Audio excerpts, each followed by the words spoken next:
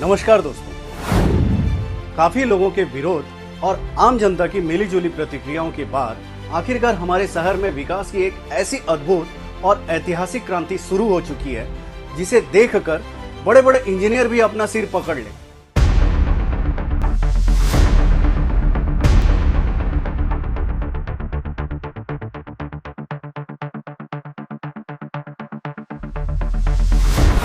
जी हाँ, हमारे खरिया रोड में डिवाइडर का महाअभियान चल रहा है।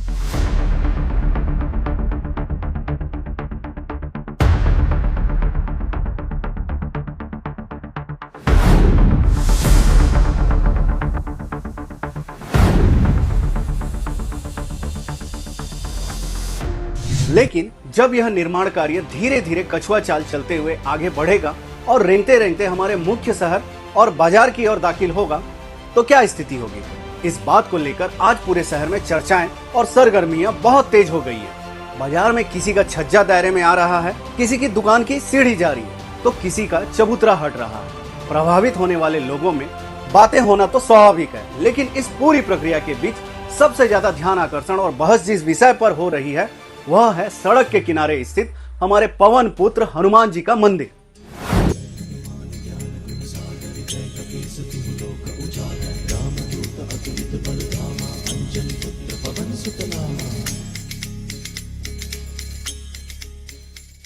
इस मंदिर के स्थान और भविष्य को लेकर पिछले कुछ दिनों से शहर के राजनीतिक और सामाजिक हलकों में अलग अलग मत सामने आ रहे हैं। कुछ लोग इस विषय को लेकर अचानक तरह तरह की राजनीतिक झंडे थामकर खड़े हो गए हैं, मानो साक्षात बजरंगबली उन्हीं को अपनी अदालत का वकील नियुक्त कर दिए हों और वो खुद प्रभु की तरफ से पैरवी करने आए हों।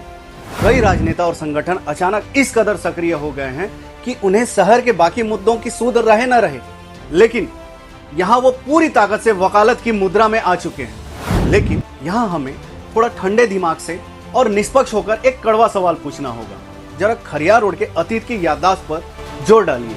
इसी शहर के कुछ समय पहले जब ओवरब्रिज का निर्माण हो रहा था तब उसी के बाजू में हमारा एक बेहद पुराना और ऐतिहासिक मंदिर स्थापित था।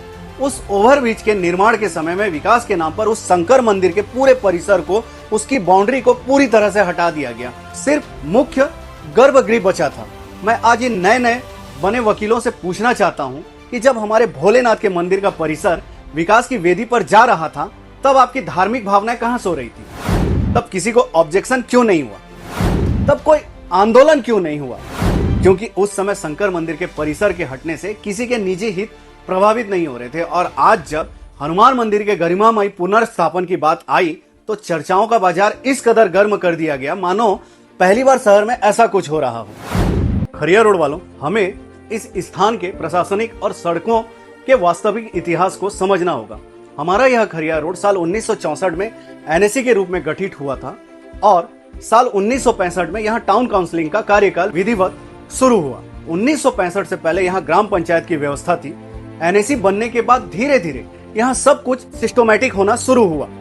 इसी शुरुआती दौर में लोगों ने अपनी अगाध श्रद्धा और उस समय के भौगोलिक स्थिति के अनुसार वहां हनुमान जी की प्रतिमा स्थापित की थी। लेकिन 1965 के उस दौर में न तो सड़कों पर गाड़ियों का इतना दबाव था और न ही वाहनों की ऐसी तेज रफ्तार थी। बदलाव तो इसके बाद आया।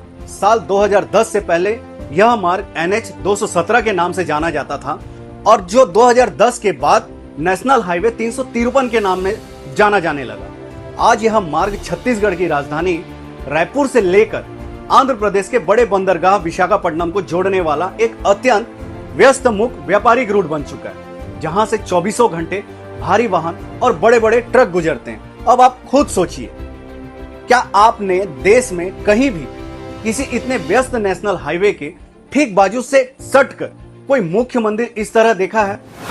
हमारे हनुमान जी तो स्वयं संकट मोचन है, जगत के सारे संकट हर लेते हैं। क्या वो संकट मोचन कभी यह चाहेंगे कि हाईवे के इस खतरनाक मोड़ और अंधाधुंध ट्रैफिक के बीच उनके दर्शन करने आए भक्तों के जीवन पर कोई संकट आए?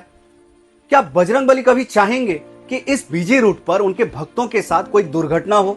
बिल्कुल नहीं। सुरक्षा के दृष्टिकोण से भी हाईवे के ठीक किनारे मंदिर का होना भक्तों के लिए जोखिम भरा है। यह विकास हमारे शहर के आने वाले पीढ़ियों के सुरक्षित भविष्य के लिए है। इन्हीं सब चर्चाओं, असमंजस और जारी बहस को देखते हुए पिछले दिनों नगर पालिका वाइस चेयरमैन के द्वारा धर्मशाला में एक सार्वजनिक आम बैठक बुलाई गई ताकि सभी पक्ष सामने बैठकर अपना अंतर्मत रख सके। लेकिन इस बैठक का एक पहलू यह भी रहा कि जो पक्ष या विपक्ष के लोग इस स्थानांतरण प्रक्रिया को लेकर अपनी चिंताएं या ऐतराज जता रहे थे, वे इस महत्वपूर्ण बैठक में शामिल नहीं हो पाए। किसी भी स्वस्थ लोकतंत्र में किसी निष्कर्ष पर पहुंचने के लिए दोनों पक्षों के बीच हेल्दी चर्चा होनी सबसे जरूरी है। लेकिन इस महत्वपूर्ण मंच पर विरोधी स्वर रखने वाले पक्षों की अनुपस्थिति के कारण वहां संवाद स्थापित नहीं हो सका जो होना चाहिए था। इसके बावजूद बैठक में उपस्थित नगर के प्रबुद्ध नागरिकों ने सर्वसम्मति से यह निर्णय लिया कि पूरी भव्यता और विधिवत तरीके से प्रभु हनुमान जी को दूसरे स्थान पर पुनर्स्थापित किया जाएगा ताकि लोगों की आस्था और इमोशन को कहीं भी ठेस न पहुंचे। इस बैठक में खरिया रोड के विकास और आस्था को अक्षुण्ण रखने के लिए कुछ बहुत ही ठोस फैसले लिए गए। प्रभु हनुमान जी के नए पावन धाम के लिए न्यू बस स्टैंड के बाजू में एक बेहतरीन और सुरक्षित जगह का चयन फाइनलाइज किया गया। हमारे क्षेत्र के माननीय और लोकप्रिय विधायक जी के द्वारा तुरंत मंदिर निर्माण कार्य के लिए 10 लाख की सहायता राशि की सहर्ष घोषणा की गई। पैसा का कोई कमी नहीं रहेगा मेरा ऑफर का। जय श्री राम, जय श्री राम, जय श्री राम, जय श्री राम। इस पावन कार्य को समय पर पूरा करने के लिए एक नई कमेटी का भी गठन किया गया, जिसमें माननीय विधायक जी को अध्यक्ष और नगर पालिका के चेयरपर्सन को कार्यकारी अध्यक्ष के रूप में मनोनीत किया गया। खरिया रोड का विकास हम सबकी सामूहिक जिम्मेदारी है। धर्मशाला की इस बैठक ने एक रास्ता जरूर दिखाया है, लेकिन शहर के सर्वांगीण विकास के लिए पक्ष और विपक्ष दोनों को एक मंच पर होना और खुलकर बात करना जरूरी है। हमें उम्मीद है कि आने वाले समय में भी सभी राजनीतिक और सामाजिक पक्ष अपनी चिंताओं को सामने रखेंगे ताकि खरिया रोड के सच्चे, सुरक्षित और निष्पक्ष विकास का मार्गदर्शन हो सके। आंखें खोलिए, जागरूक बनिए और सच का साथ दीजिए। जय हिंद, जय खरिया रोड, जय बजरंगबली।